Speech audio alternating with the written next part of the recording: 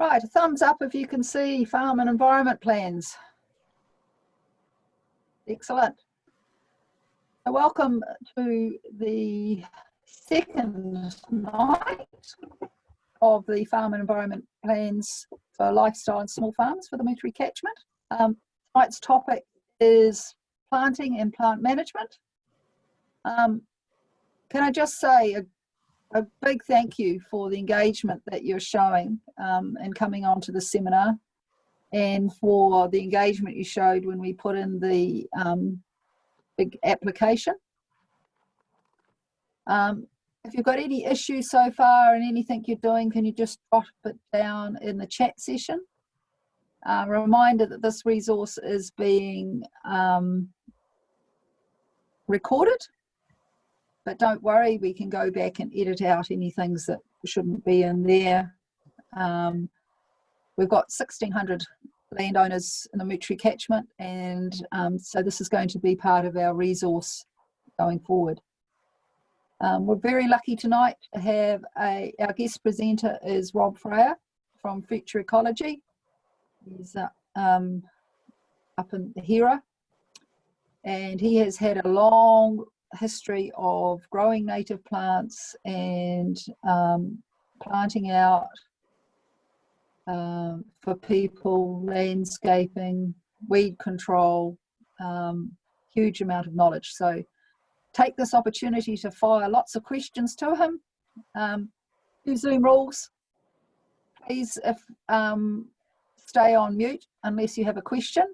We've got the hand raising option tonight that's down there in the reactions. You should be able to raise your hand if you have a question, or put your questions into the chat session. So what we're going to try and do today is complete. We're going to do planting to start off with.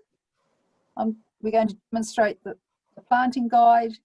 We're going to have a little break for 10 minutes while you start working on your planting plan, and really try and do that tonight, because you'll be sitting there and you'll have questions for Rob, and try and get all your questions about your plants, what sort of plants you should get, how many, all those sorts of things.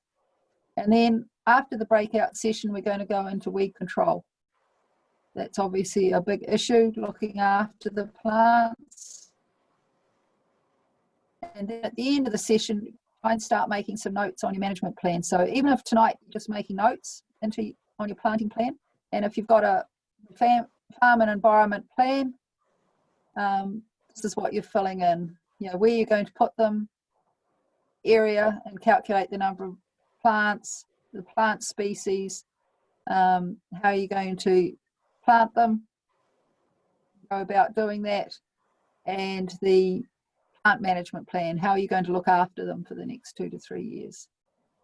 So that's what you're aiming to fill out. So make sure you, at the end of the night, you have all of the information that you need to be able to do that. And of course, you were sent a large number of resources tonight or earlier. I sent them all out tonight again.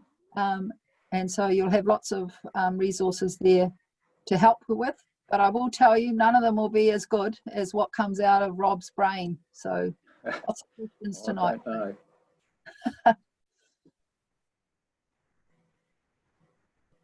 Right, Rob, would you like to start? Yeah, okay. Yeah, where to start? I guess firstly, yeah, certainly acknowledging everyone that's here tonight, and I know a few of you, and I know there's a lot of experience there, so I'm a little bit intimidated.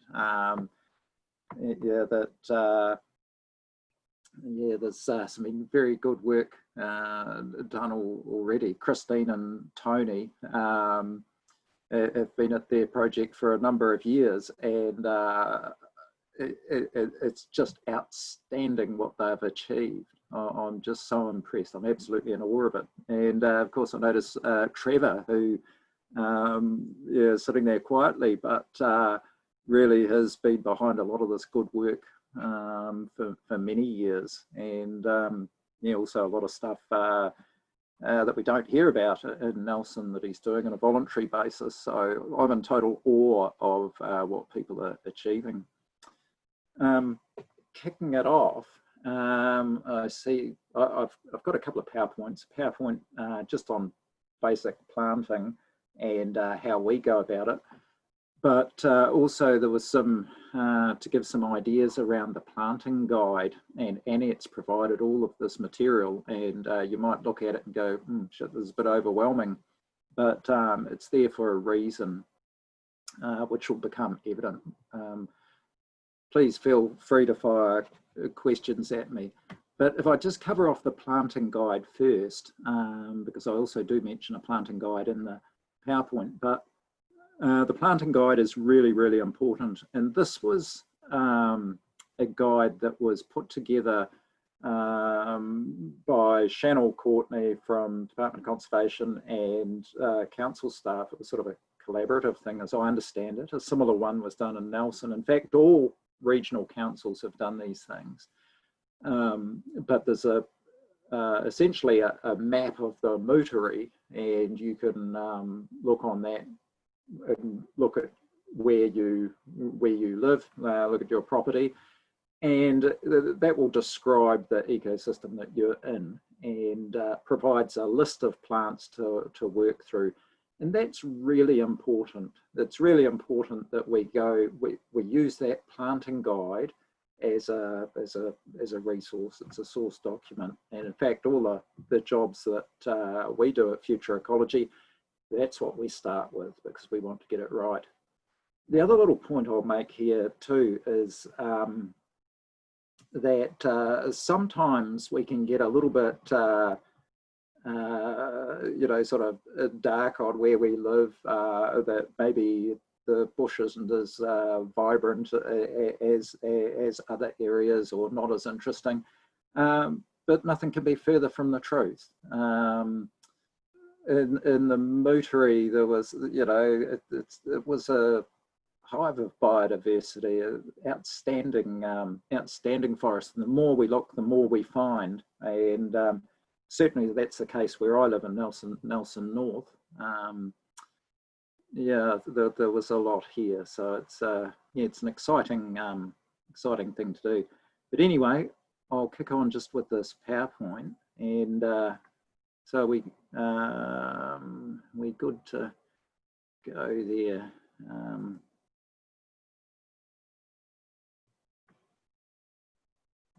Beginning.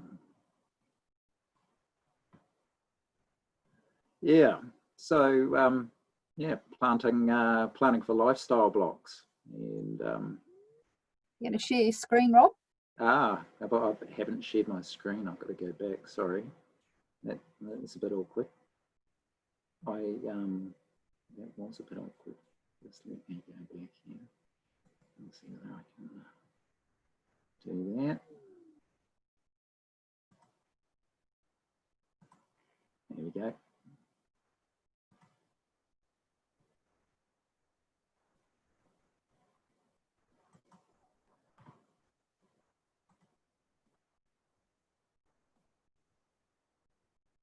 Right, are we good with that? Cool. Yeah, smart solutions for land and water. That's us, Future Ecology. Yeah, this is what we do. Picture there. It's not in the Motuere actually. It's in Marlborough, next to an extraordinary wetland, one of the little hidden gems. But anyway, yeah, kicking off from the beginning and planting. Yeah, some of this is pretty obvious, but we've got to start at the beginning. And deciding on your planting area and how that fits in with the management of the wider property. And I guess what I mean by that is, you know, when you're looking for that planting area, yeah, why are you going to choose that area? Is it cutting off an area that's not good for much else? Is it cutting off an area, or is it protecting a value that's there already, like a waterway, which is of prime importance, decide on that planting area, because once it's there, it's there. We don't want to be changing it. In my past history, I've done plenty of plantings that we've felt really good about, but then later on there's going to be a road or a pipe or a culvert or something put through there, and our good work is trashed. It's certainly working for local authorities. That does happen. So shouldn't be an issue on your own place, though. We should well think of that. Think about what you want to achieve from your planting. Last year, when I was running one of these courses, I don't know, it must have been at peak Kānuka, because there was so much interest in planting Mānuka, and every second landowner I seemed to talk to wanted a hillside full of Mānuka and going to make money out of it. And yeah, the reality was quite different, and I'd advise people understand the difference between Mānuka and Kānuka and where they live. Yeah, is it suitable for your area? If anyone's in any doubt, there's a very good document put out by it's not Landcare, but MPI on Mānuka as a crop, and I'd suggest anyone thinking about planting Mānuka to read that first. You might save some money. Your planting, is it aesthetic? Are there aesthetic qualities to it? I'd like to think so. When we design a planting, we do want it to look good as well. So I think that is something to take into account. I don't see any reason for not thinking about that. It's a bit capability brown, I know, but yeah, think about the aesthetics when you're laying your plants out. Most important. Are you trying to achieve forest restoration? So is it abutting a forest remnant? So obviously that's going to shape the species you're going to use. Or is it for erosion control? And you might want a really quick cover, just to cover that sensitive ground. So think about what you want to achieve first, because that can often impact on what you're doing and what your plants you're selecting.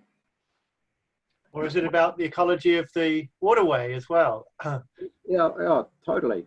Yep. And the water quality and so forth. Yep. Absolutely. So yeah, think about those things, really important. This one here, how large is the area to be planted? And it sounds so simple, but again, that's another thing I run into at the beginning of a project. Sometimes our our eyes can be bigger than our stomachs, and we can take on a grand project that we may not be able to achieve, along with our other work if we have to work, or family commitments, or other commitments on the land. So think about, you're going to be able to manage that, and I know there's some pretty big projects around, but yeah, you're going to be able to, how are you going to do that? And everyone's different. Everyone is different what they can manage, and that's for sure. So sometimes you've got to break it down into manageable size chunks and say, right, over 5 years, I'm going to split it over 5 years, 1, 2, 3, 4, 5. Because remember, when you plant that first year, you look after it, it's well and good. You come into the second year for your next planting, and yeah, that's great. But remember, you're still looking after that first year's planting, and so on. So your maintenance gets larger and larger for 2 or 3 years until the areas are self-sustaining. So you really got to think about resources. Do I have the resources to do that? So it can come down to like, let's choose a priority areas. You know, what are those priority areas in an area that we want to cover? We want to hold the soil. Is it a steep slope? Is it riparian? Do we want to get that shade on the waterway? You know, stop silt running in there. There may be priority areas, and that should influence our thinking. So a good bit of thought on that. We also, I mean, these seem obvious, but we've really got to think about it. What state is that area in now? And this is really important for future management of the project. So, I mean, simply, has it got a fence around it already? Is it of a shape that I can fence out an area easily? What's the weed burden? Look at my place, for example. It's had a history of growing broom for years, decades actually. And when I mean broom, just totally covered in broom. Seed lasts for 90 years in the soil. I've been here 25, 23, and it's still coming up. And we've had the broom gone for years. So if it's in weeds now, yeah, that's really going to impact on what you're doing, broom, gorse, etc. Or is it in pasture? And you know, sometimes we might think that's easier to deal with, but that's got its own unique issues. Grass is your enemy when you're trying to establish native plants. I shouldn't say that to farmers. Grass is your enemy. But, it is when you're trying to grow plants. There's ways of dealing with that. So the resources you need to look after these things, to plant and look after them. I mean, it's obvious. This one, money. Yeah, can't have too much of it really. Yeah, can't have too much of it. But for this kind of stuff. Yeah, it does. It costs. Everything costs. Even though you might get grants for bits and pieces for plants, but you need bamboo stakes. You need plant guards. You may need labour as well. Your labour might not be enough, and so you have to allow for these things. You've got to think about what resources do I have already. Sometimes family members aren't that keen helping out, yeah, on the project, but yeah, or there could be others, could be neighbours. We're in Nelson North. We've got some great projects where neighbours are being really collaborative. They tend to be organised by one person, but it's really good community building thing as well. So often there's a resource in our community. And look for some expertise. And again, in the rural community, you've got people that are really good, if you're using chemicals, have a really good chemical knowledge. They might have a good plant knowledge, really good knowledge of soils, and also technique, and planting technique, which is something that I have been known to go on about. Because it does make all the difference in the establishment of your plantings.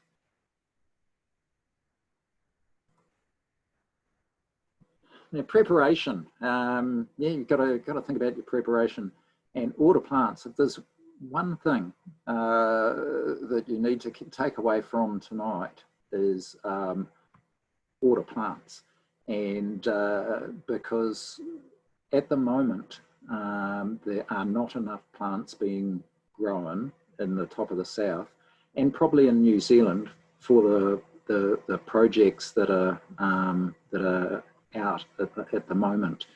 The problem is getting worse, not better. Last year, plant supply was tight. This year, it's tighter still. Next year will be the same, if not worse. So ordering doing that homework first, like you're doing now, and then ordering your plants early puts you in a good position for next year. It's difficult dealing with landowners and project owners at the moment, wanting to do good things, and the plants are not available. They've all been well ordered and allocated. You also want to get the the mix of plants that you desire for your property or your specific project. Maybe it's a wetland mix, maybe it's more of a forest restoration hill country one, but you want to get the plants that you want. So come back to it, order those plants early. Make sure they're ordered before the November of the year prior to you planting. Okay, so plants for next year, make sure they're ordered by November this year, and your nurseryman will be your best friend. Weed control is a choice, spot spraying or total control. If you're going to do that, if that's how what you've decided on, yeah, either spraying holes or spraying areas out totally. And there's a lot of debate around this and a lot of different ideas. But whatever you do, you remember what I said earlier, grass is your enemy. You need to be controlling pasture grass if you're planting into pasture somehow.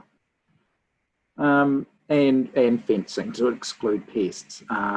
This year, just about every planting I've done, I've had issues with pests. It's darn hard, and we've got to try and we've got to try and head them off at the pass. Okay, planting. I'm an advocate of early planting. We've got a yeah, I guess we've got a planting window from really depending on soil moisture, the end of April, May, through to, I mean, we plant here, we can plant out till early September, and then we get those southwests, the equinoctial gales, and it just dries things out quickly. I like early planting, so autumn planting subject to soil moisture. I like that because plants go into relatively warm soil. They can establish a root system and just get growing before it dries out in the following summer. Plants we plant early usually will do much better than our later plantings. But yeah, timing and resources can be an issue. So as I say, you can plant right up out till September. We do every year, but yeah, it's just what you can manage. Obviously in winter, weather issues, and again, depending on your soils, whether it's really good to be on in the wet, that can be an issue. Yeah, but those late plantings will have issues with the dry summers that we seem to be getting now. Okay, now remember I talked about plant guides earlier. This slideshow was one sort of here. This is one I prepared earlier. So it was for Nelson, where we use the Living Heritage Guide. You will be using the guide that Annette has shared with you for the Motuere Catchment, and you know, it's the same, exactly the same thing. It's an excellent guide to the right plants. I often say that with our plantings, we need to be planting primary species, I guess, that are going to get out, do their job, and smother grass. I keep coming back to it. Grass is your enemy.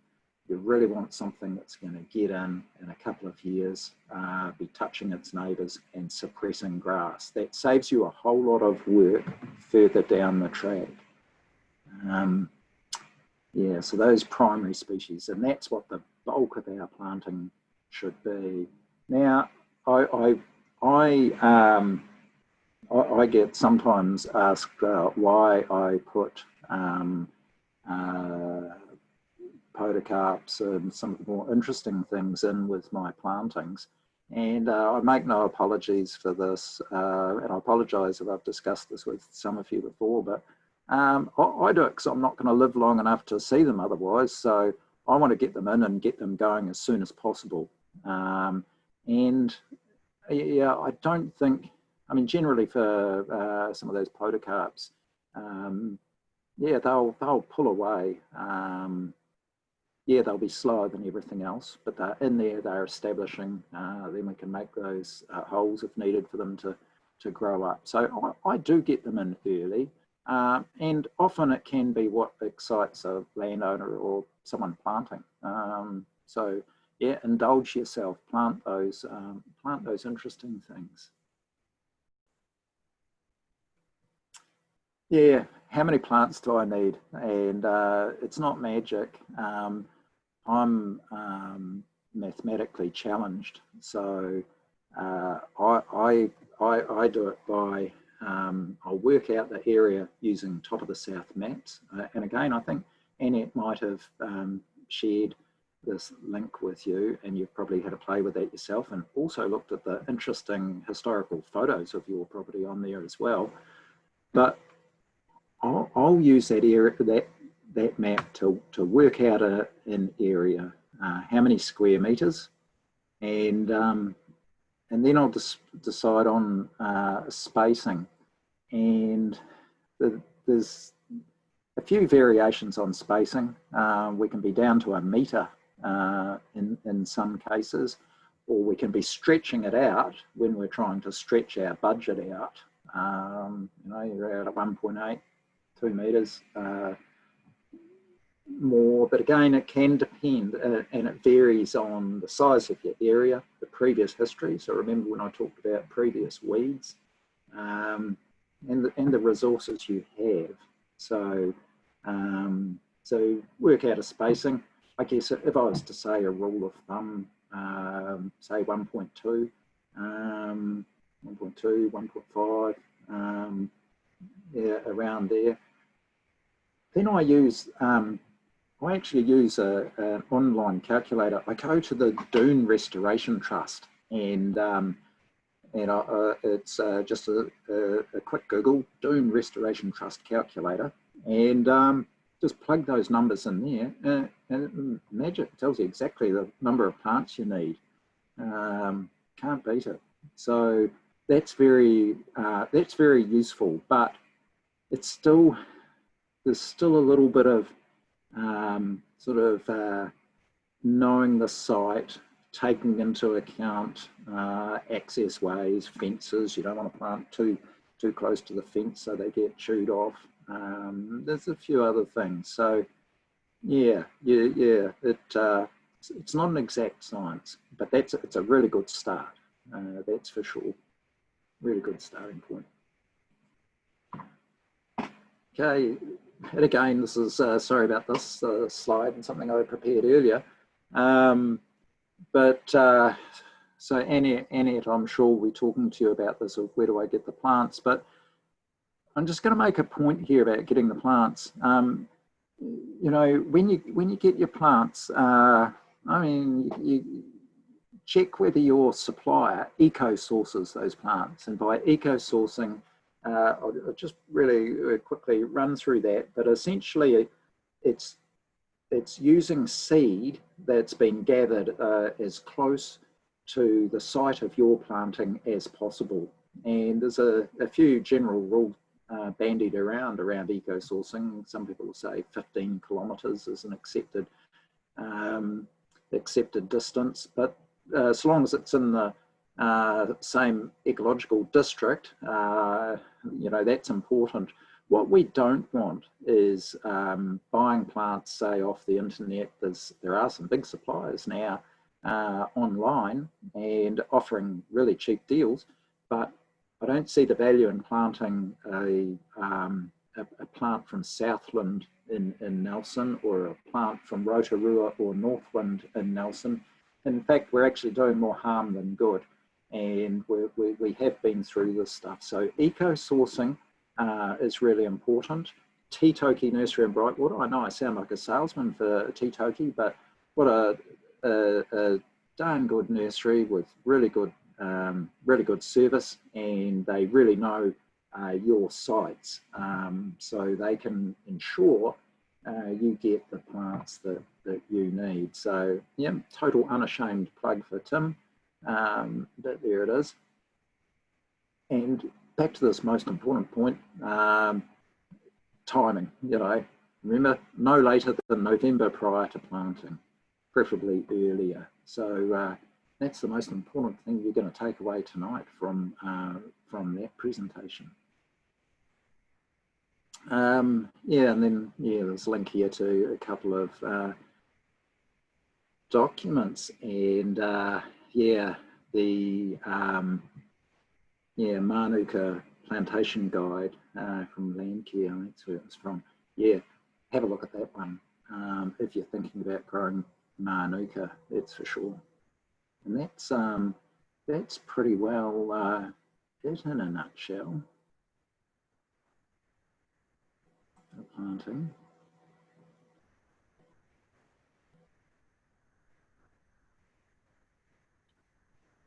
Rob, if you want to share your screen, and I'm going to have a crack at sharing something.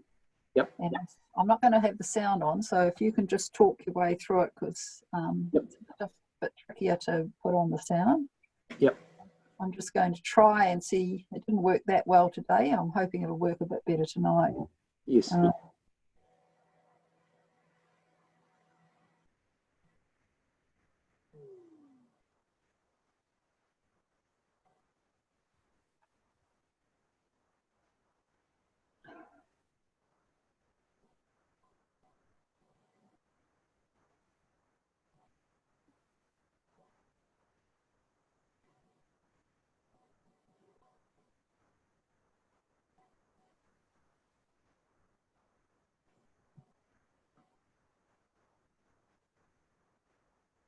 Are you seeing that?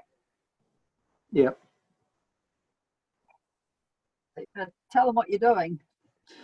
Okay, I talked about planting technique before, and it's a bit of a shaky video, but given the fact we're all in our own little spaces, this is probably the only way we can see it.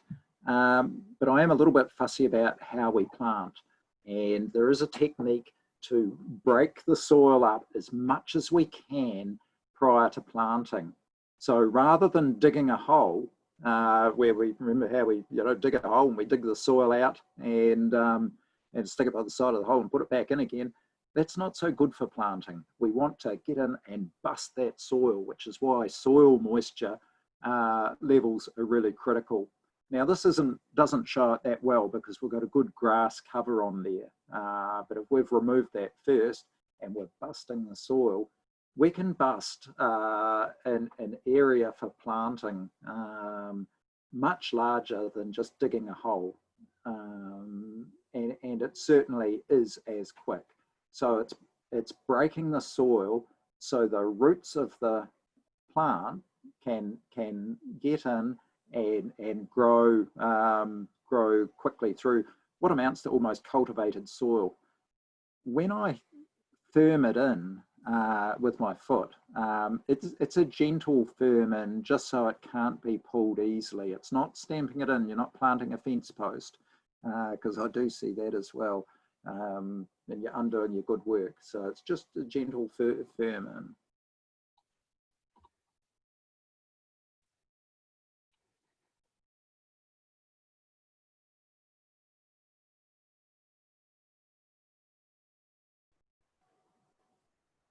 And this next one, if it loads.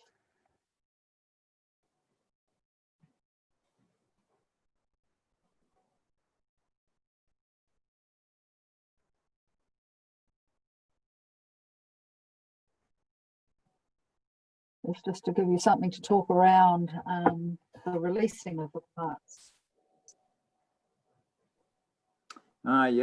Yeah, that's right. So this was just spray releasing, and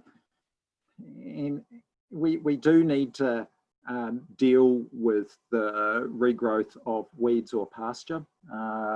In many cases, we'll knapsack spray with a herbicide of your choice. But you'll notice there the plants are surrounded by plant guards. And that's really important when we're using herbicides. And again, unashamed promotion for the M-Guard, which is New Zealand's first biodegradable plant guard, designed here in Nelson, produced in New Zealand. So better than the plastic ones that you see around. And what can't be seen here is just good technique for using a flat fan nozzle up towards the guard, and just spraying carefully.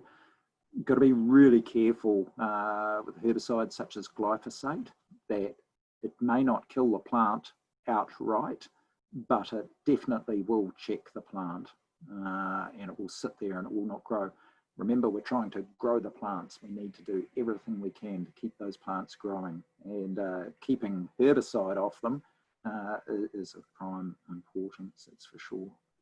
So yeah, good technique.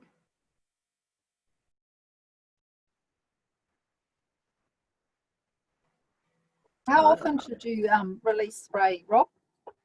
Again, that depends on the previous history of the site, but normally I'll allow 3 visits in a growing season, and I'll try and time those for maximum benefit. But we need to keep those, particularly pasture, we need to keep that down from around the plants, that's for sure. It's a huge hindrance, but three times a growing season. Typically, if I've got a real weed problem, like in some areas, one I visited today, where I have beard and banana, amongst other things. Yeah, I mean, it can be an extra trip in there, can be 4.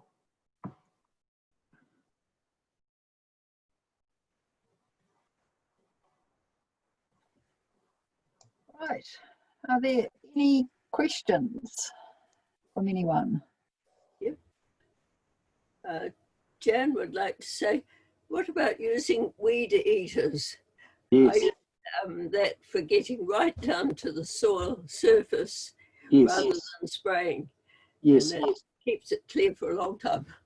Yes, it does, and yes, that's quite valid to use a weed eater. That's right. It does take a little bit longer. It's heavier work. One thing you must be really careful with the weed eater is if you're using nylon, you've really got to make sure that you're not going anywhere near that stem, and it will just look like rabbits have chewed the stem off. But so that's a real trap for young players, is using a nylon head. But if you've got a plant guard around it, preferably a biodegradable one for when you hit the plant guard and it goes into 1,000 pieces, that does protect the plant at least. But weed eaters, yep, they are good. Quite a bit more work, and you have to have a good level of skill. Yeah, I know I've ended up with quite a lot of plant guards that have got nice little cuts around the bottom. Yeah, I can, when I take plant guards off, I can see that, how often they get hit, but at least it saved the plant. Yeah. Robert, you were talking about 1 to 1.2 metres for plant spacing. It wasn't clear to me, is that square metres per plant or space between rows, space between plants within a row? It's sort of a rule of thumb, space between plants. Yeah, it's space between plants. Yeah, 1.2 metres. So when you put that into the calculator, it's essentially that. It's 1.2 metres or 1.3, 1.5. Yeah. I mean, it's a general rule of thumb. And just converting that to maths, just in case you're not going to use the calculator, if you're putting them at 1.5 metres apart, then there's one plant per 2.25 square meters. So you would have your area, say it was 1,000 meters, then you would divide it by 2.25 if they were 1.5. And obviously 2.25 is 1.5 times 1.5. Yeah, see, I'm mathematically illiterate, so I just nod wisely when all this is said. Yep. But I have put the link to the planting calculator on the chat thing, so people can pick that up if they want to. Rob, we've got some areas of sand, really light soils along Motuere. How would you go about planting them? Yeah, light soils. Again, it's working off that planting guide, but it's certainly choosing those plants that will cope with that free draining and dry soil and grow well. So that might be something. I'm just thinking off the top of my head. That might be Achiac or Dodonaire viscosa. Aleria paniculata, perhaps. Those things that will cope with the dry. Getting the right things in the right place. But yeah, light sandy soils, they will dry out quicker. Mulch can be very useful in places if you can get mulch, you can use mulch. Pretty good. Rob, do you ever create a little, I'm going to call it a catchment dam, and dry things around your plants? Yeah. Yeah. Do you mean like? How do you mean? Like, do you modify the soil around it to? Well, particularly on a slope, a dry slope. Yeah. A dry slope. You can make a bit of a shelf, and when you've planted your plant, it's almost like a little dam.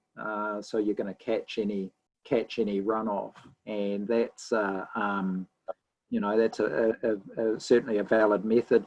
It's not that much more work. It's just how you finish your hole, really, and how you leave it. But certainly, yeah, a little bit of a bench that'll catch that water rather than run off.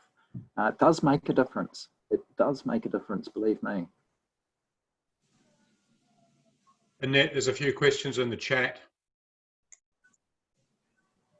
Yeah, I'm not used to this, but if I open that chat up. What's so bad about pasture around the plants, Rob? Yeah, I know. Pasture around plants, it's the tension between grasslands and forests that's been going on for millennia. That it comes down to the soil microbiology, and it'll put the pick me up on some of this, but it's this is something I'm convinced of, that grasslands, they have their own soil mycorrhiza to support grass, or monocotyledons, quite different to dicotyledons and forest.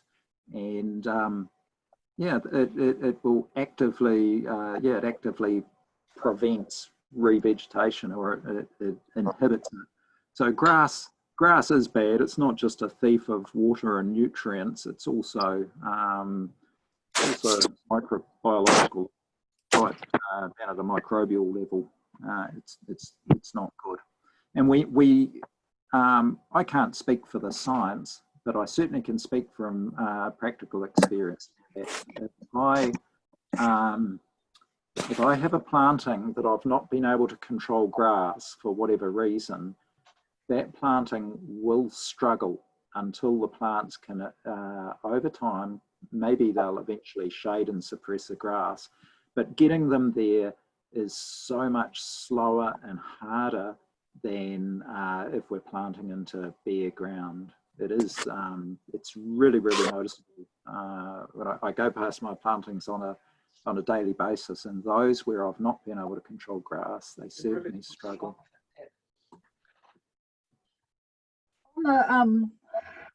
So trees thrive on a mycorrhizal network, and that's what brings the water, the phosphate and things comes through the network.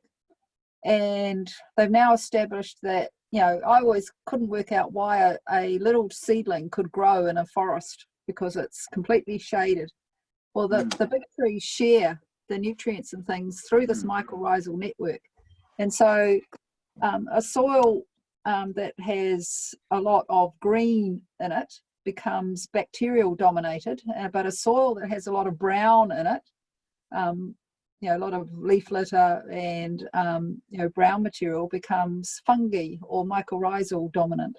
And so that's what we have to do with our plants. And all of the good nursery will actually inoculate the plants with some mycorrhiza.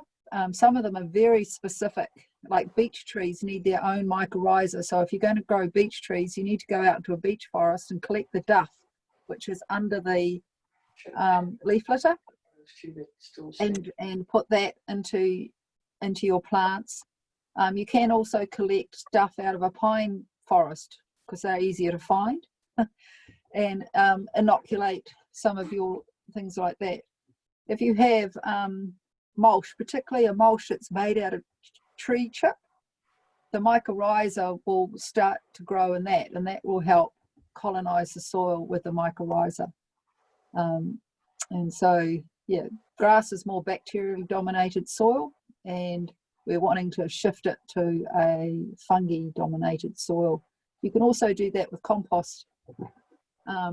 If you have, you know, a lot of brown material in your compost, you can also inoculate, go out into your native bush, grab leaf litter, incorporate into your compost, and you can also do that. That's yeah, that's a really good explanation, Annie. Can I just answer some of these questions quickly? I see this one there on organic herbicide available that actually works on grass, etc. There are several organic herbicides. There's a vinegar that's put out by Galters, who are great producers and great to deal with. They're based in Nelson. And I've used vinegar before. It's just like a desiccant in terms of browning off. So, and I think there's a few others that are available, but some things that are organic may not necessarily be that good with some of the other additives, just you know, emulsifiers and what have you. So pays to do a bit of research on that. But Galters and Nelson, they're worth talking to if you're looking for something. They're in Tahuna. Just Google them, you'll find them. They're good. Eco plant gardens longer than 400. Yeah, depending on how many you want. Yeah, we can go to 450, but the sort of untrialed a bit in terms of light. Yeah, protected wetland with the press report. Yeah, they are really, really good though. Oh, sorry. Rob, can we just finish the hares and rabbits things? Because there's some other solutions to hares and rabbits other than plant guards. Yeah. Well, certainly going to source and getting rid of the hares and rabbits is always a good one. We have been using animal repellent, but it's I've steered away from this in the past, and so we've only just started using it in the last week or so. So I can't talk about its efficacy at this point. But hares and rabbits, I mean, hares and rabbits in numbers are a problem. I know that. And I mean, in low numbers, you know, they can be a bit worried by something new, even by a bamboo stake next to the plant. You know, it can be enough to worry them. They put a plant guard on and, oh, that's newer still. They're a little bit wary of it. But in larger numbers, yeah, they can be difficult. The lower plant guards, the plants still do get away, they'll push up and they will outgrow them. So the plant's not getting cut off at its roots. Problem is, the longer the guard, the more light becomes an issue.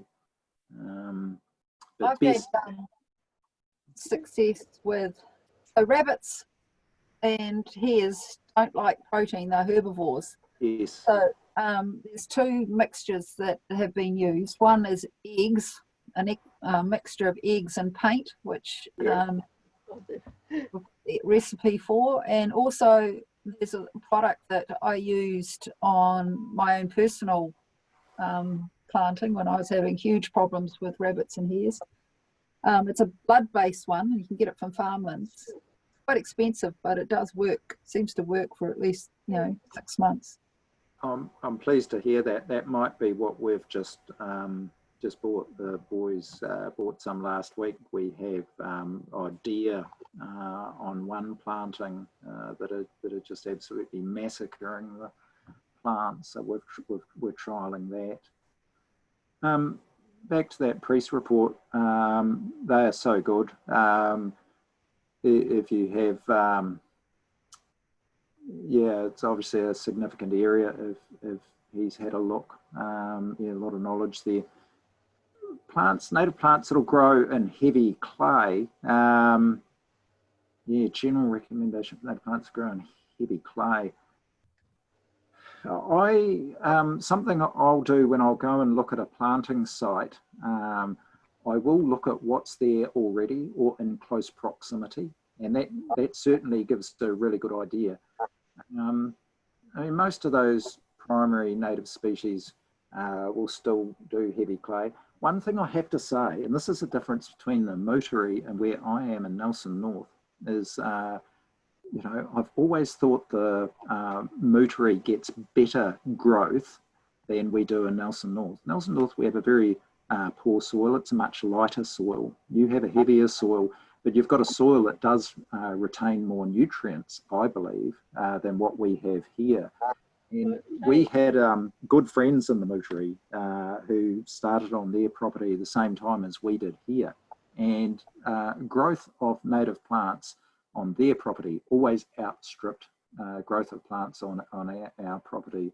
So a heavy soil isn't necessarily a bad thing. Don't go beating yourself up about, oh, I'm on Motuere clay. It's actually really, it's really good to deal with. Probably good for pizza ovens as well. Local vinegar-based herbicide, that's right, that'd be Galters. Good. Some good comments there.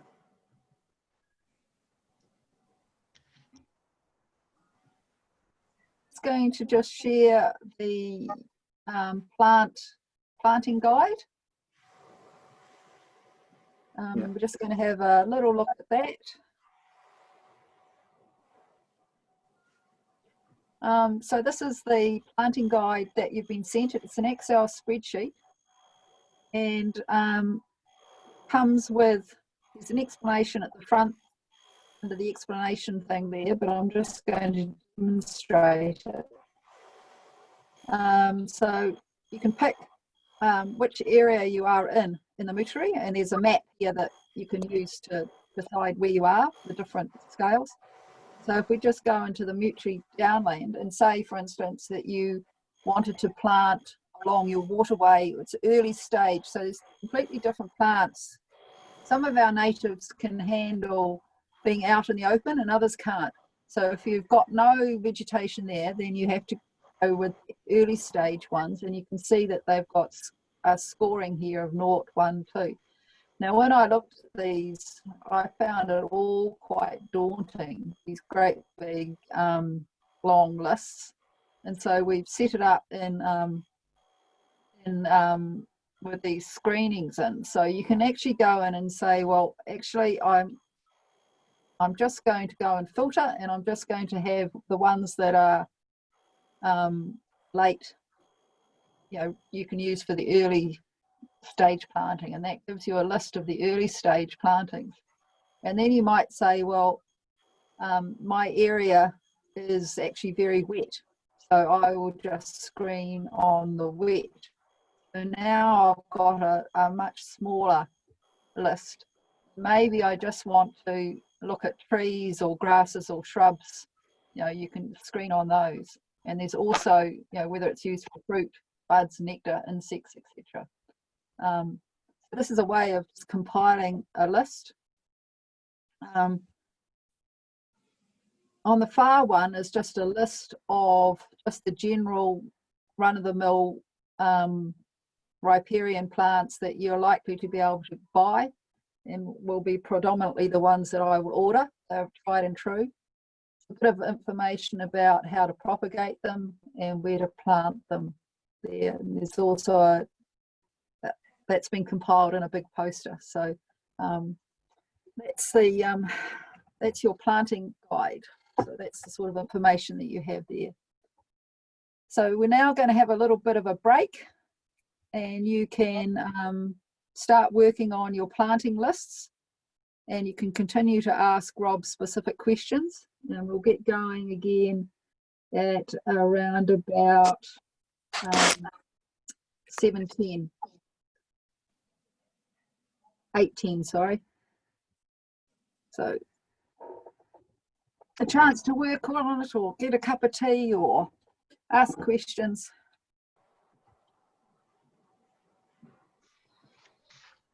We're good to start on your planting plan.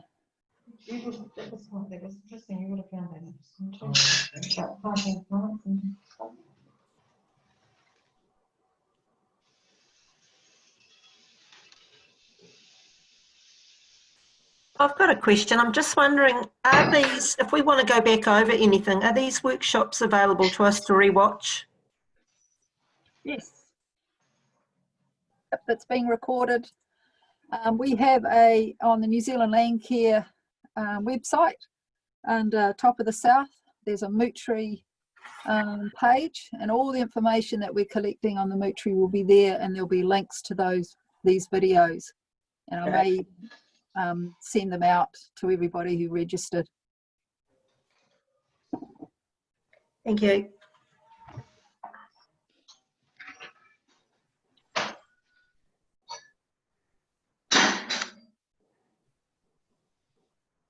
Has anyone got anything, had some real good successes with plantings and how they did it? They'd like to share that as well.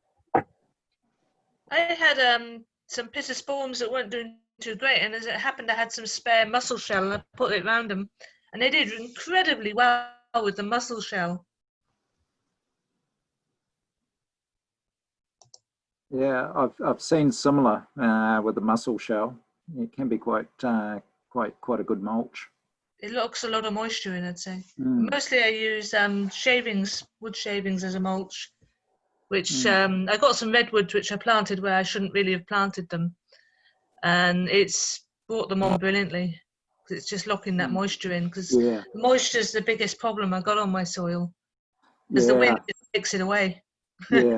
Yeah, I think we're all in that boat. We only need to look this year at our growth. It's just none at all. Since it's rained, things have really taken off. But over summer, we had pretty slow growth. Yeah.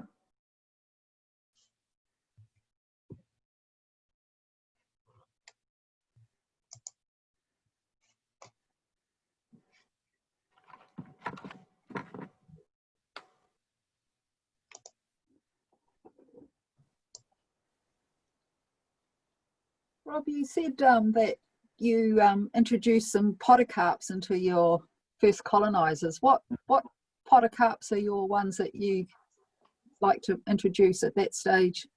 I'll get Totara going through. I'll get particular pleasure out of kahikatea if it's a suitable ground. I'll absolutely indulge myself to plant a kahikatea forest wherever I can, because they're the most beautiful thing, and we've gone and wiped them out. So certainly starting with those two. Matai can be very slow but again, reasonably resilient. So I do see I see value of getting those podocarps in. One of the problems can be, if we don't get it in early, is it just gets overlooked, and we can have a planting of primary species and not get those valuable plants in that we need. Alistair, I see you've returned. Would you want to give us a little bit of a rundown, seeing you do all of your plantings with no sprays at all? Or do you want to give us a little bit of rundown of how you managed to get that to work?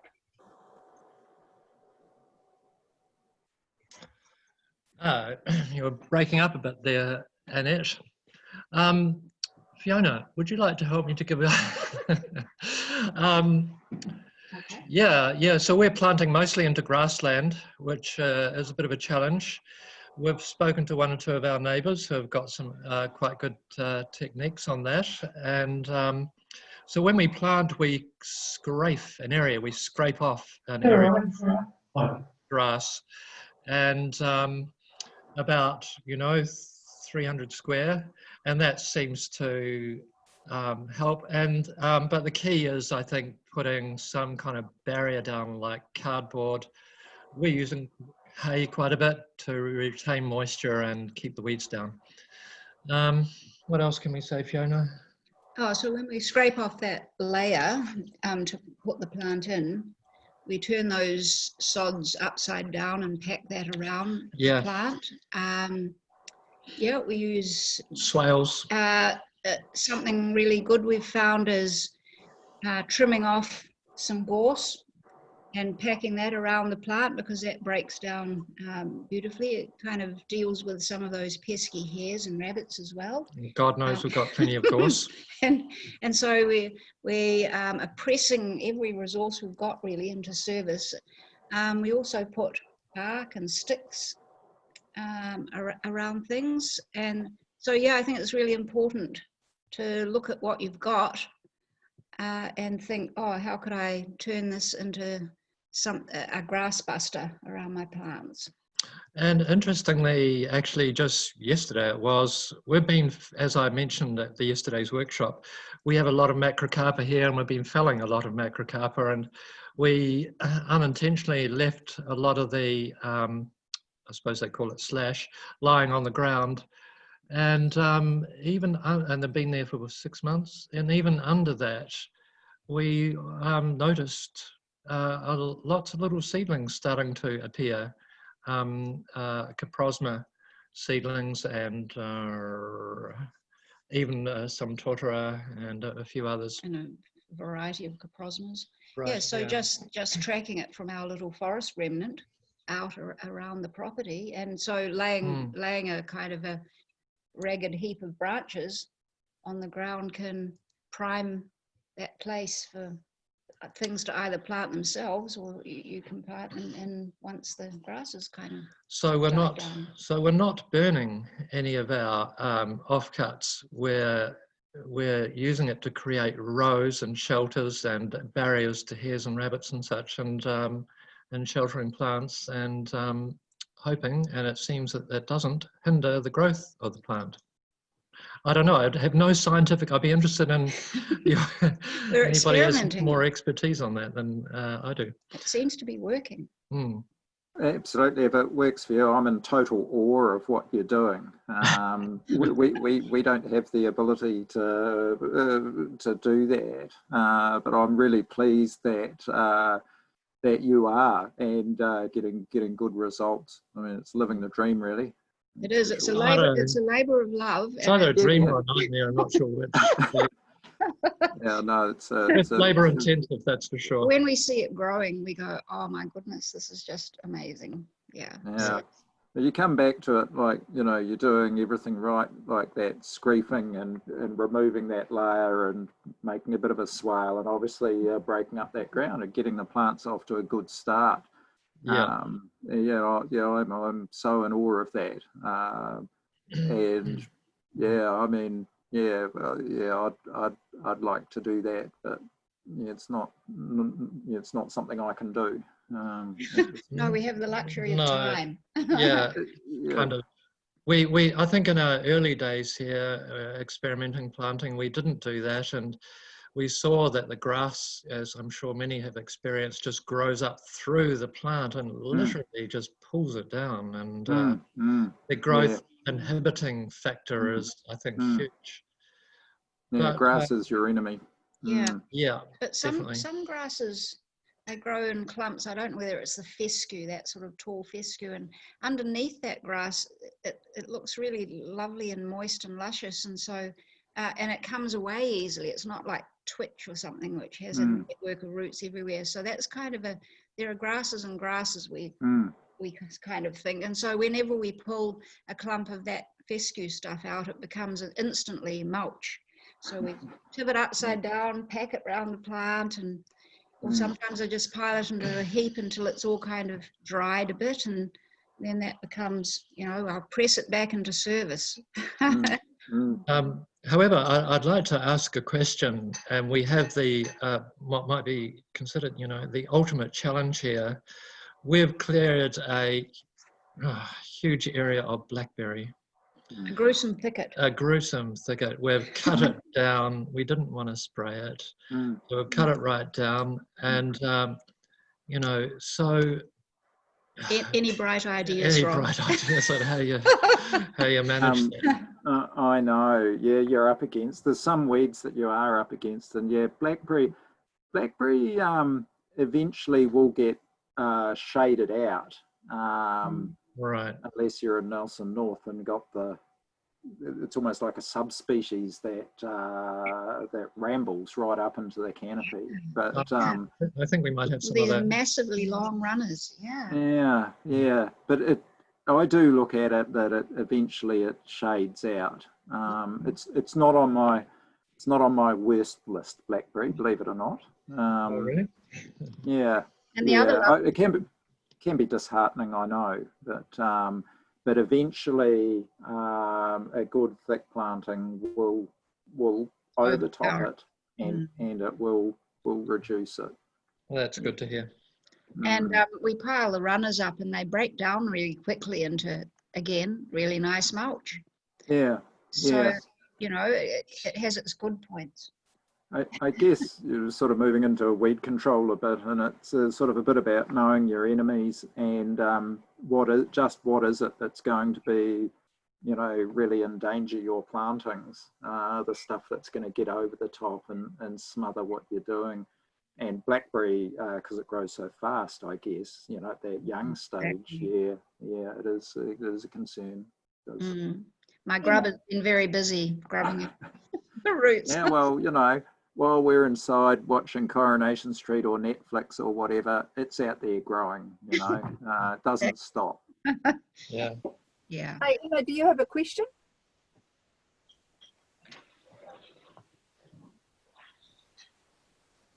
Emma, do you have a question?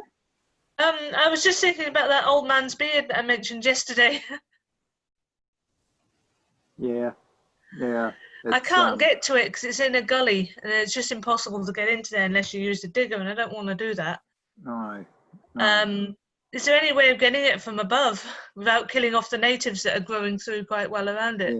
Yeah. In short, no, there's collateral damage. The best way of controlling is trying to get in under it and cutting and pasting, or cutting and removing the stump. And in second growth or in our plantings, that can be really hard work.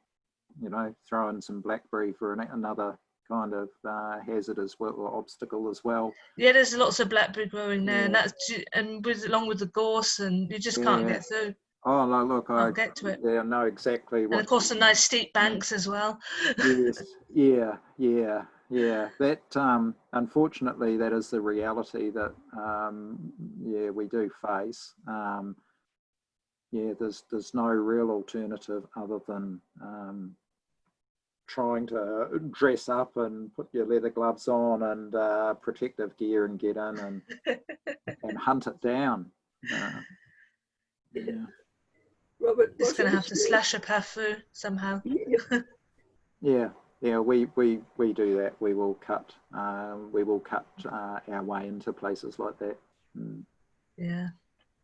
Right, Rob, would you want to start on your weed control, seeing we're on that subject? Yeah, yeah.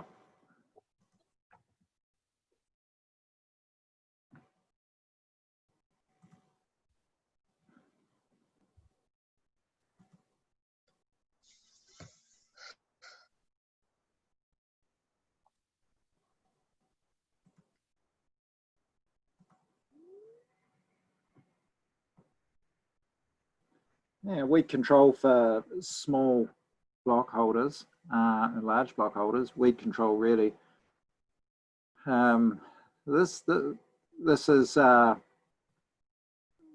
it's a tough one. It really is. But let's have a go at it. This is a picture here of it was taken in a small covenant in the Motuere. Actually, it was a lovely one. Really liked it, but the grass we can see growing here, this is just incidental. It won't be a 10-question test on it or anything. But this grass is a grass called veld grass, VELDT, veld grass. And it's one of my little petty hates because it's getting around everywhere, and it will soon be a real burden throughout New Zealand. Getting into our national parks, it's already got into Abel Tasman. Yeah, we have a responsibility to control this stuff on our own property, in my view. But weeds can be anything and anywhere. But, oops, why are we not going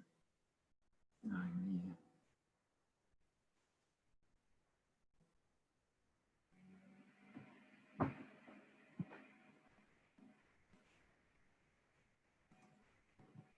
So we've got to look at yeah, what we're trying to achieve. Weed control can be weed clearance prior to planting,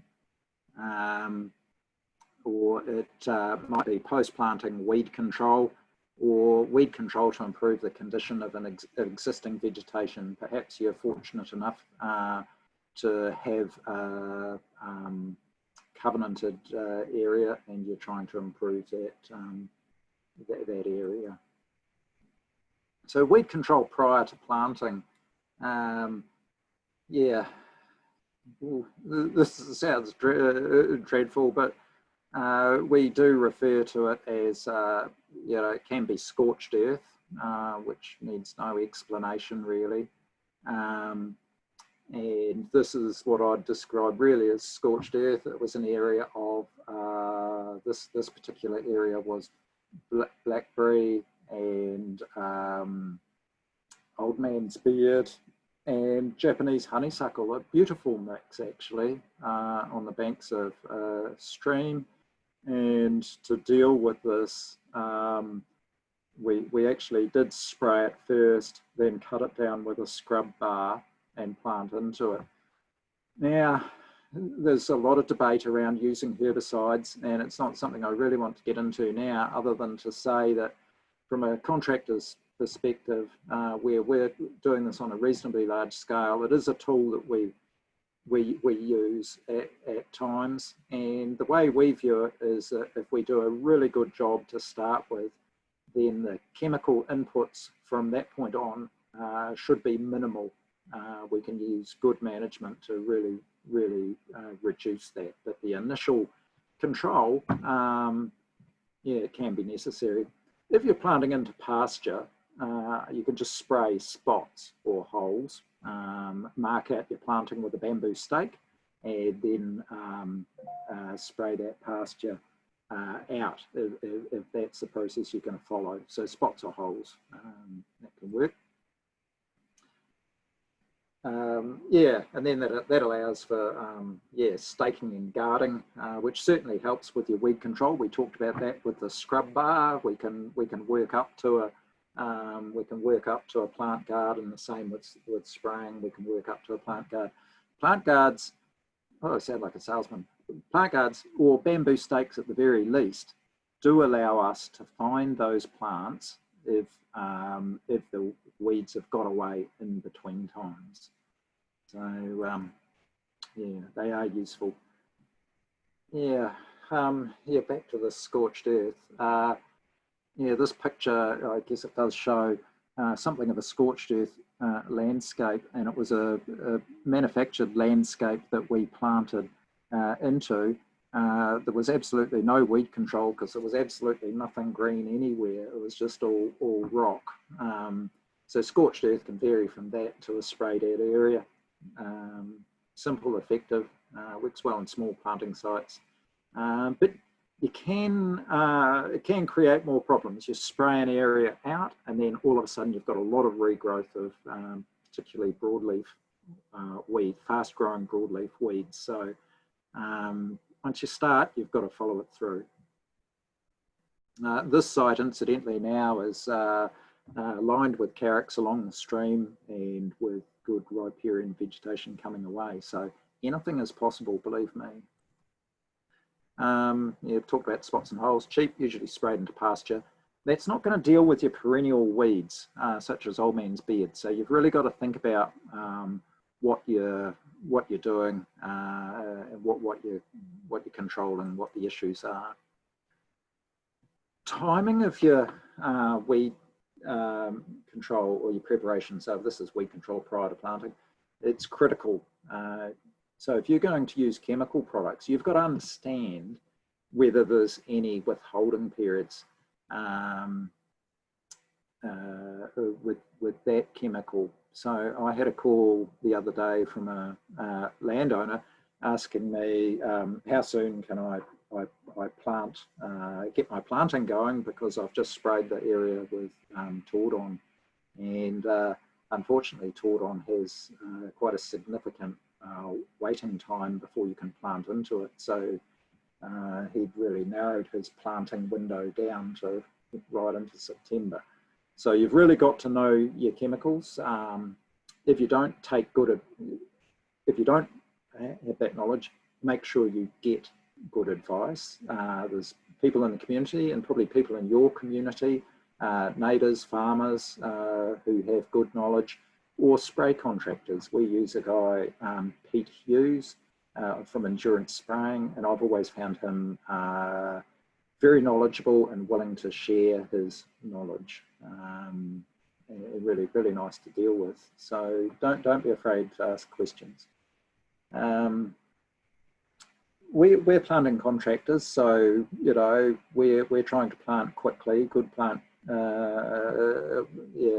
quickly. So we're trying to control vegetation and get it killed off early and decomposing, so we can just go through and plant as quick as we can.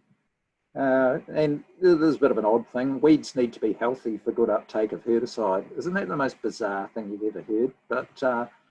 But it's right. A healthy weed will take in that herbicide. So I'll often say that for blackberry, for example, because we don't like using, there's a lot of herbicides we don't like using, but we will use glyphosate because we view it as the least harmful of a lot of those. But to get good control of blackberry, it needs to be really healthy and like a salad vegetable. You know, those growing tips are soft and green and snap easily, and that's at a stage that it will take up the herbicide really well, and you'll have one good treatment that will do the job. If you're trying to spray some of these weeds during the drought, yeah, it can be quite a different story. They just don't take up the herbicide as well. So yeah, good healthy weeds. Following spraying, we'll often weed eat or scrub bar, and again it's just knocking those weeds down, so we've got a good planting surface to get through quickly. We'll use different types of heads or blades on our weed eaters or scrub bars, depending on what the vegetation is you're trying to knock down. Yeah, a bit about yeah, weeds and seeds and things. Yeah, the weeds we're dealing with, sometimes it's not yeah, it's not our place or our weeds. They're coming in from next door somewhere. So bird spread seed, I've heard 200 metres typically that a bird will transport a weed seed. So we're thinking in this case on this slide, climbing asparagus. I hope none of you have this, but that's bird spread. Hawthorn, I'm sure you've got plenty of that in the Motuere. I know we have in Hira, Nelson North. Bird spread seed. Yeah, birds. Yeah, it's frustrating. So hawthorn. Yeah, this is a case in point. This was a hawthorn, beautiful tree actually. It's a lovely specimen hawthorn tree. It's dead now. Yeah, we drilled and filled that one, but yeah, bird spread seeds. Yeah, drill and fill. It's a control option we use, and we'll drill a series of holes around a trunk and then fill those with herbicides. So these holes are typically 75 mil deep and at a 45-degree angle, and about 100 mil apart around the base of the tree. We use that technique for our weed trees, which might be willow, sycamore here. We've got a real sycamore problem. Pine trees, of course. There's a lot in the news about wilding pines, and this is one of the techniques used for that. So a simple battery drill. I use a 14 mil auger bit, which seems to do a good job. Windspread seed. Now we all know about old man's beard, and we were just discussing it before. And Traveller's Joy, I think it was. I think it's been called old man's beard, Clematis vitalba. This is very often what we face when we're working on a project, and hopefully none of you face the same problem, but it just requires very diligent work to control the stuff. Windspread seed, in autumn, particularly in Nelson North, when the sun is low, we can see just millions of seed in the air, just floating around of old man's beard. I don't quite know how we're ever going to win against it, but we've got to try. So we'll cut and paste. We'll get in underneath. We'll cut the stem through and treat the stump with a herbicide gel. And we use, and it sounds dreadful, I sound like a salesman for glyphosate. It's a glyphosate gel we use on this. There are other gels available, but they tend to be like Vigilant. They tend to be, they tend to contain other chemicals like triclopyr, which has a 80-odd day half-life in the environment. So that means that in that 80 days, that gel is getting down and into your soil and into soil solution. It's getting into water. It's killing valuable plants. So we don't use those products. We use those products whose environmental fate is much quicker. So we do what's called, there's a couple of steps to old man's beard.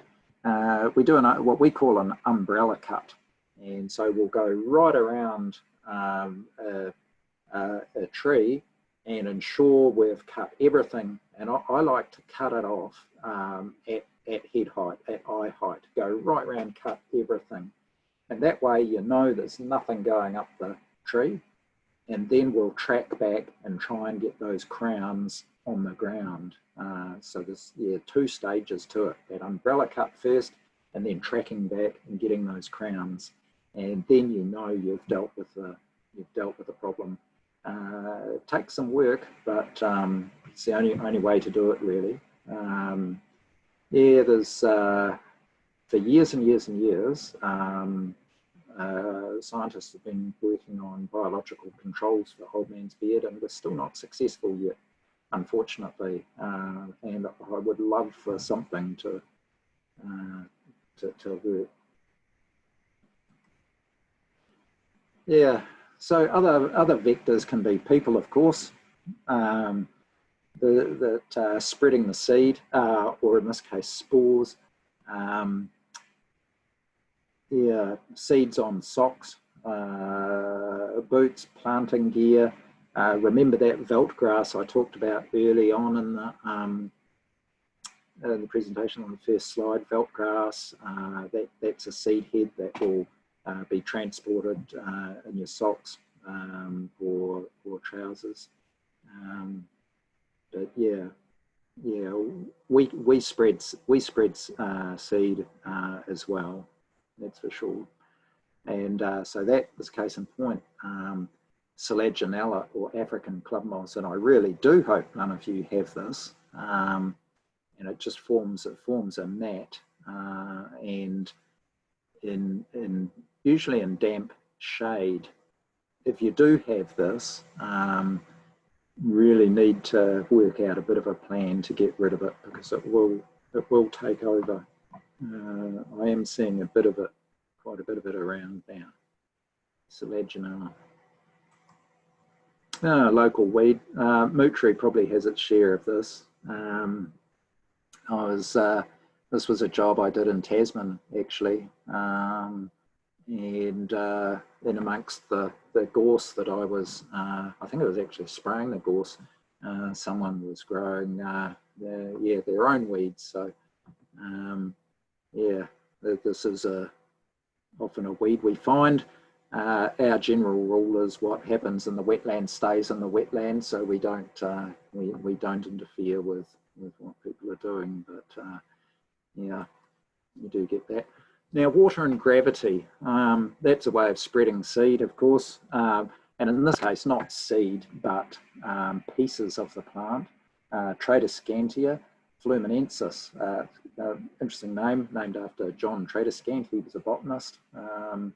Not that auspicious to have a weed named after you, but there it is.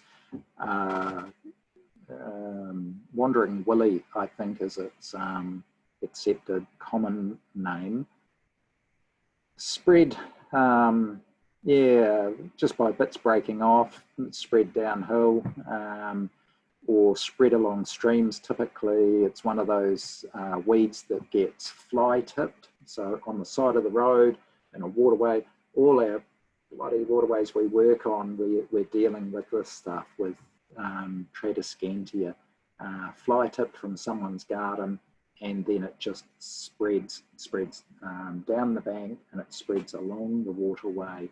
And this one is a nightmare. It is possible to deal with it, and it's possible to deal with it without herbicides as well, if you're diligent. We did a great job in Golden Bay, in a QE2 covenant actually, where we had to remove the Tradescantia, and because of where it was, and there were 3 threatened plants in amongst the Tradescantia, so we couldn't afford to use herbicides. So we ended up rolling big mats of it, and then just physically picking out, on our hands and knees, picking out the little stems. I had to wear my glasses. It was darn hard, but really neat being down right on the forest floor and looking at the seedlings that are underneath. I used to really enjoy that job, and yeah, I'd love to do that one again. So that was that was Tradescantia. So it is possible to physically remove it, but yeah, quite a big job. Tradescantia. Animals, moving seed, and certainly, yeah, as we know, rats, animals popping out seed, possums, great vectors, and pigs. Pigs, we're finding in Nelson North particularly, moving banana passion fruit. And yeah, they're really interesting things. Pigs, they know where the food sources are. It's like a collective knowledge within a herd. Well, you say herd of pigs, mob of pigs. It's a collective knowledge in a mob of pigs. So they'll go in, they'll be eating the fruit and transporting those seeds to sites all over. So yeah, often we have to control animals as well. Banana passion fruit, not sure whether that's a big one in the Motuere, probably is. Can't remember. Yeah, oh, another waterway. Yeah, just thought I'd show you. There's there kind of things we yeah, we find not just weeds, fridges, car bodies, that kind of thing. All appears in waterways. We don't treat them very with much respect. So it's not just weeds we deal with, other things as well. Some resources we use.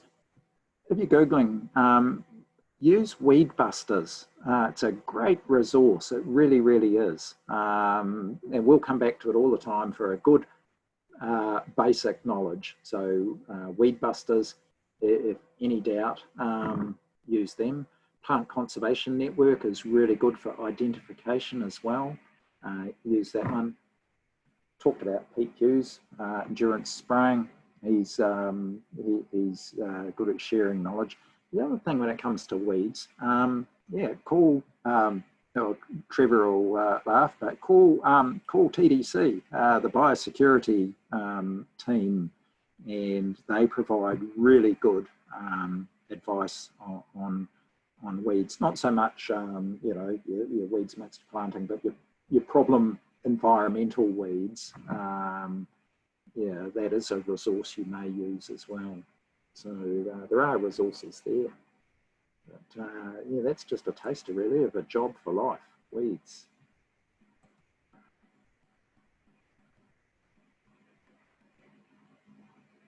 Right.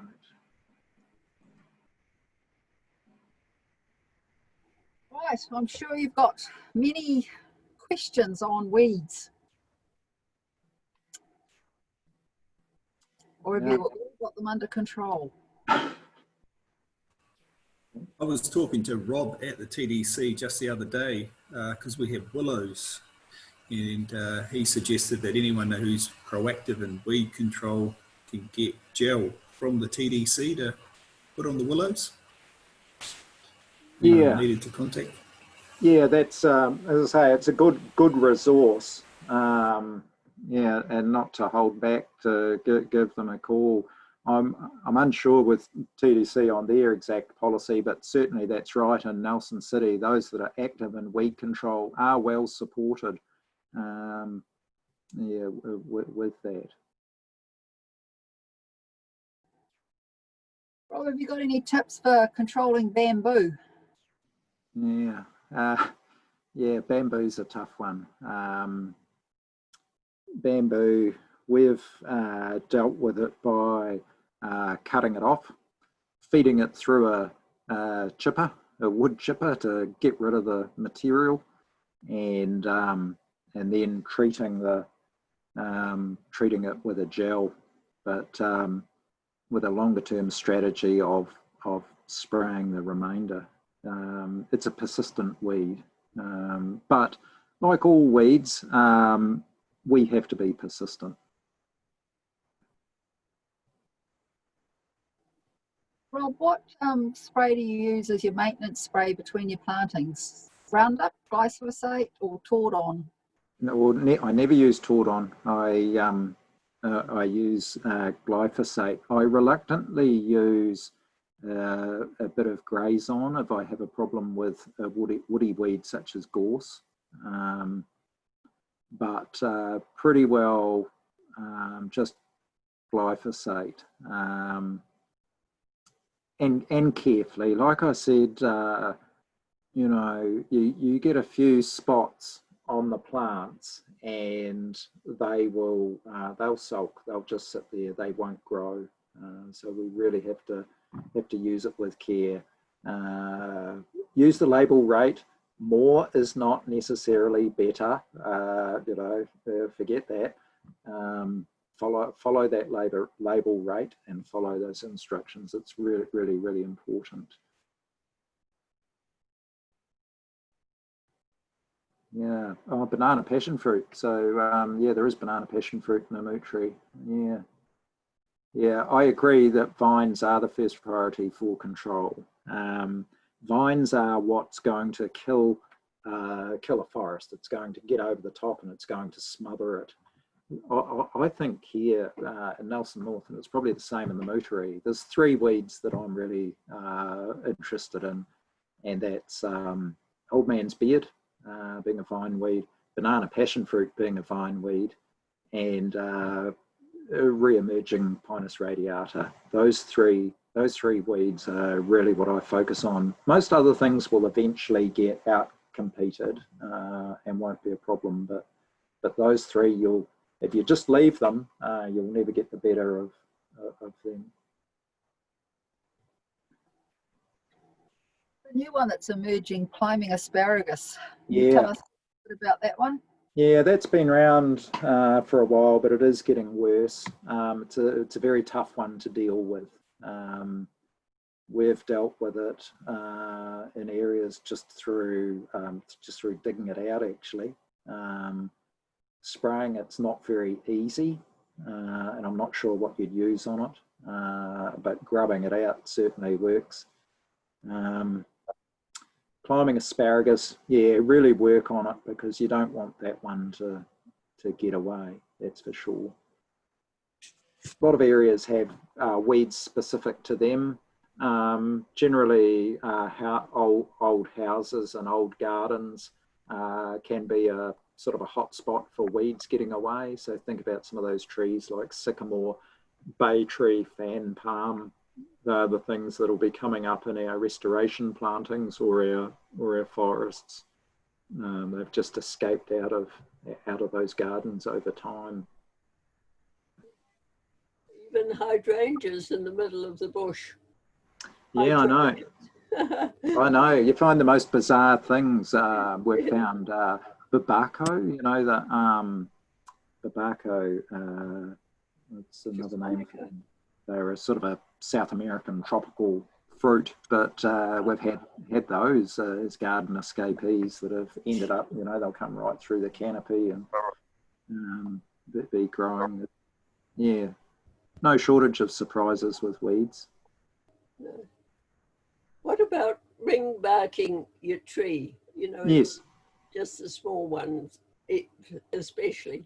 yes, that does work. That does work. Ring barking works. It is a little bit labour intensive, so it's a little bit fiddly, but it does work.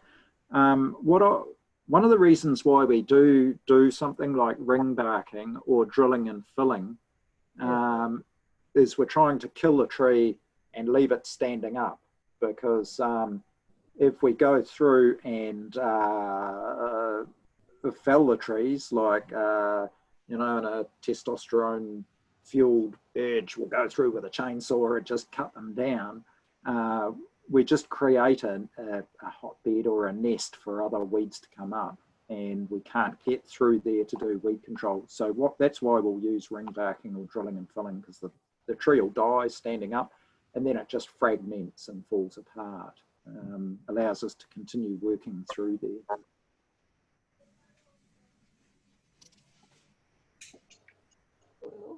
Right, are there any more questions?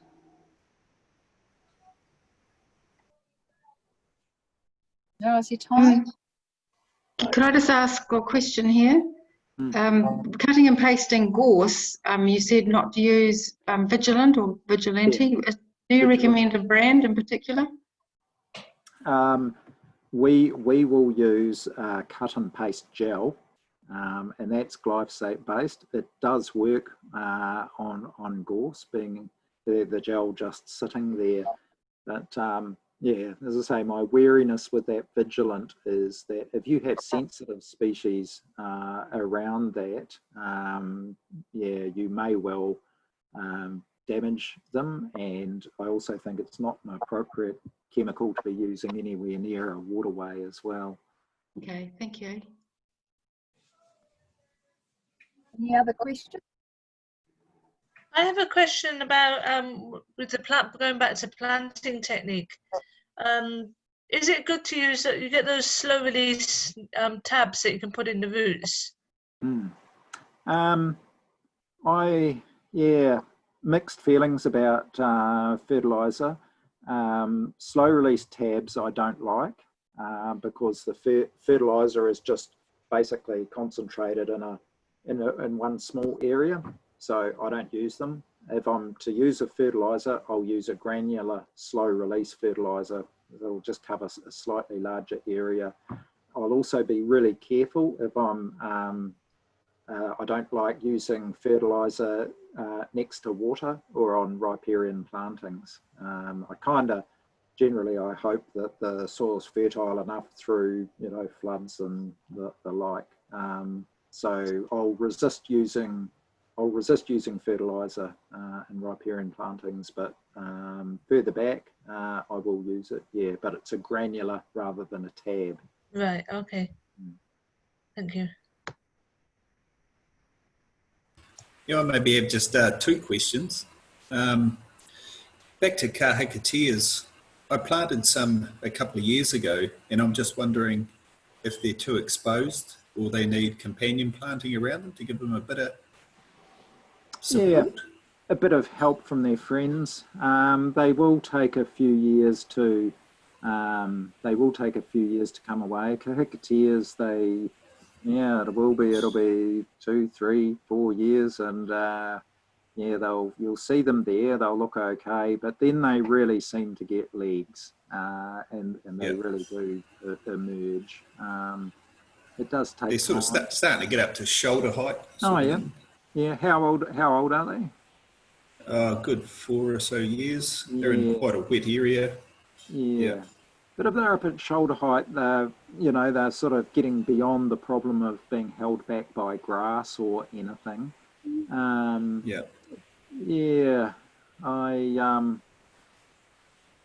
They're still, without seeing them, hard to say, but shoulder height, they are starting to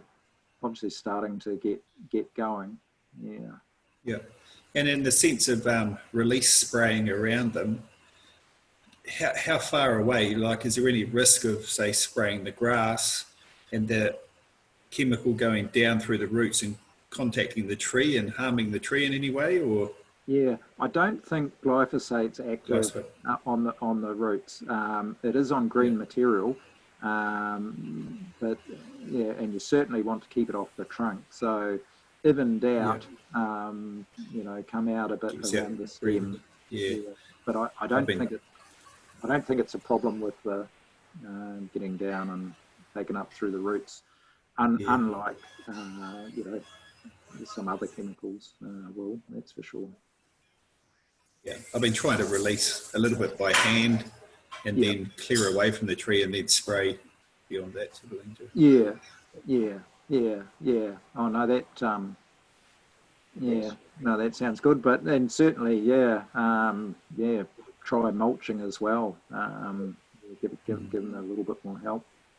Yep, that is gold. Thank you.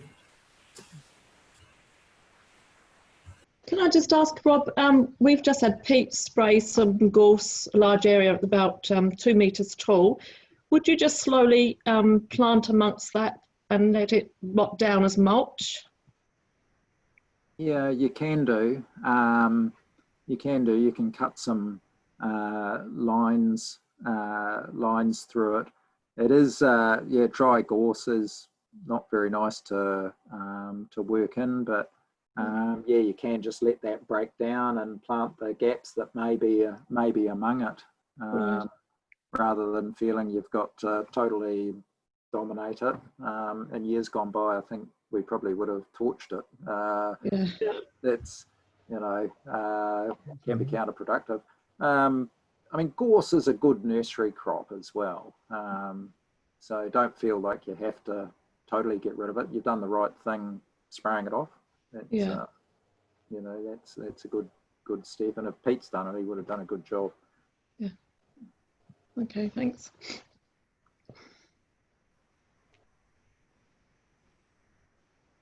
Are we? Going back to the mycorrhiza thing, with if you're trying to grow totara, you should be growing carnica with it because you know they like each other.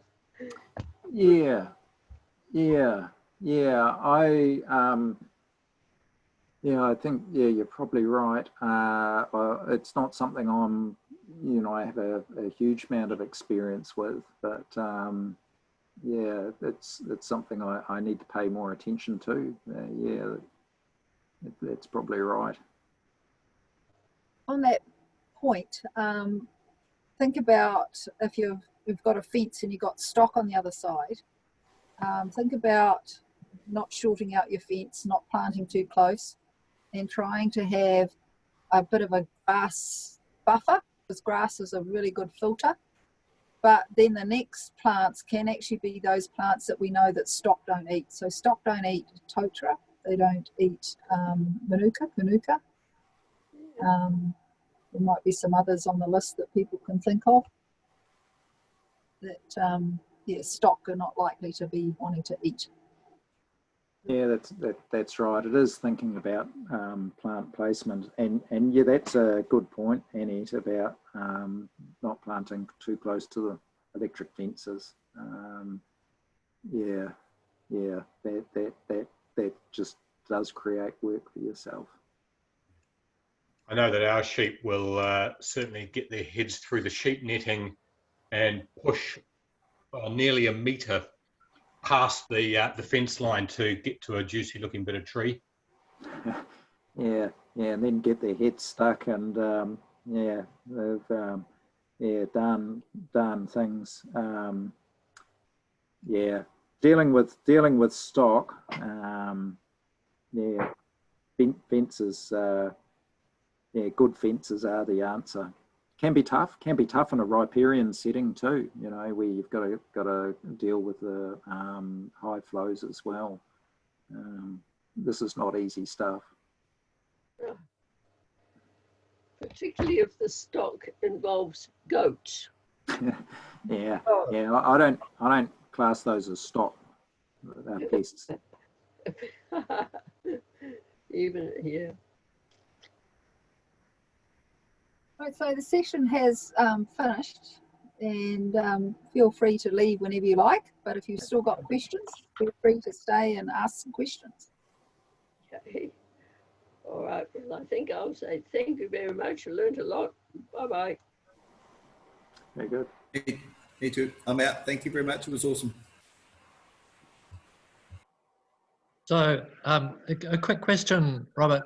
We've just felled 2 large crack willows. We're left with the stumps, which I know will sprout. What's the best approach to dealing with these stumps? They're too big to dig up for us, but what's a good approach for that? Yeah, I don't have a great answer for crack willows. We deal with crack willow and grey willow, and they're both quite different. Crack willow, any little piece grows, and often we'll be dealing with an area where maybe some big machinery's gone in and it's taken down a crack willow, and then we're just faced with a carpet of crack willow coming up. I think in your case, I think about the best thing is that being vigilant, not vigilant the chemical, but being vigilant and ensuring that come spring you're there, and anything that's regrown, pulling it up and stacking it up where it can't touch the ground, because anywhere where crack willow touches the ground, even little pencil diameter sticks will re-sprout. As you know, grey willow quite different. You can fell grey willow and it doesn't seem to regrow even when it's lying in a wet area. Much more user-friendly weed than crack willow. Where we can, we will drill and fill a crack willow, just because it will.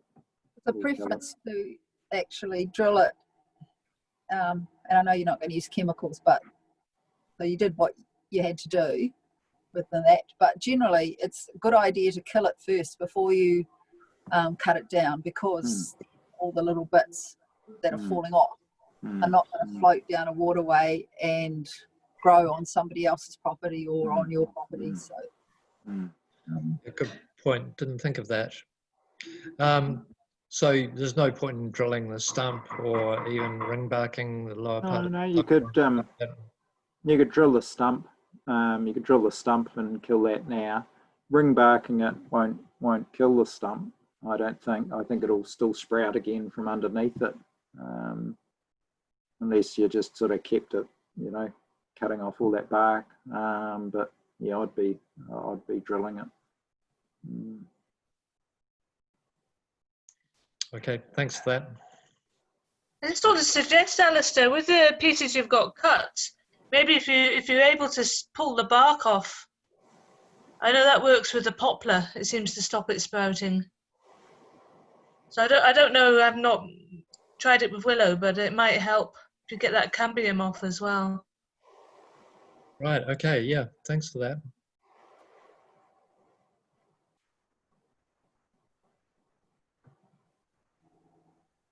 right, have we got any last questions? We're down to the super keen 9.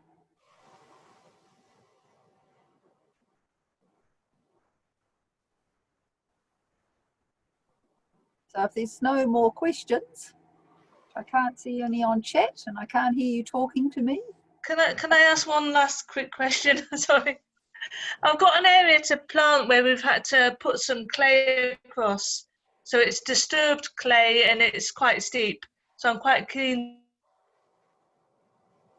to get it planted before the weeds move in and before the erosion happens. Once I've got it planted, is there anything I should do around the plants to stop the weeds landing or erosion happening until the plants have got established? You could put a mulch down. You could use straw as a mulch. That'll stop your soil getting washed away and becoming too much of a problem. So you can do that prior to planting. Could be quite useful if you're really worried about that clay, running off. Yeah, we've put some shavings on there, but it's too steep. They're just blowing off. Oh, okay. Yeah, or maybe straw. Being stringier. Straw might, something might hold better. Give us some twiggy branches. Pull a bit of that gorse out. Yeah, yeah. Spread the seeds. Yeah. If you're interested in trying a real left field solution to that, you can plant your plants and then you can sow around them with a triticale or a buckwheat.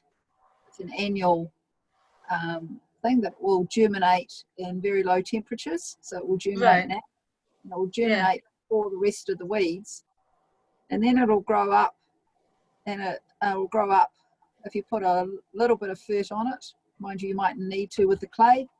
Probably.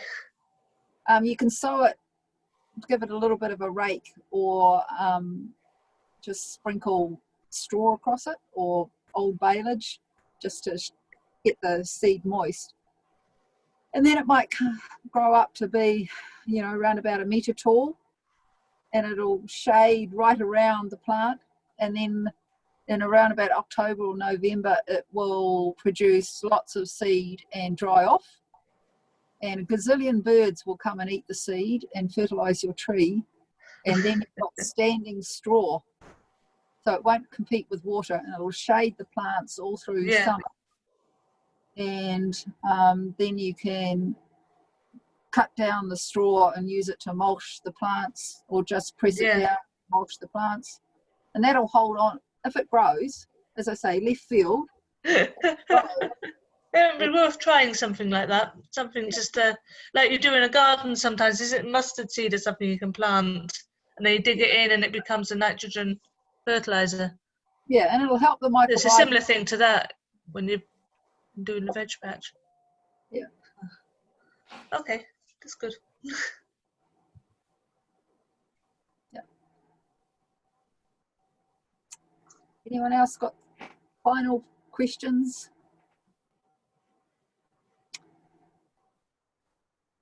No? Well, thank you very much. And I look forward to seeing your planting plans And we've got one more session on Thursday where we'll be covering good management practices, sediment dams, bunds, swales and wetlands.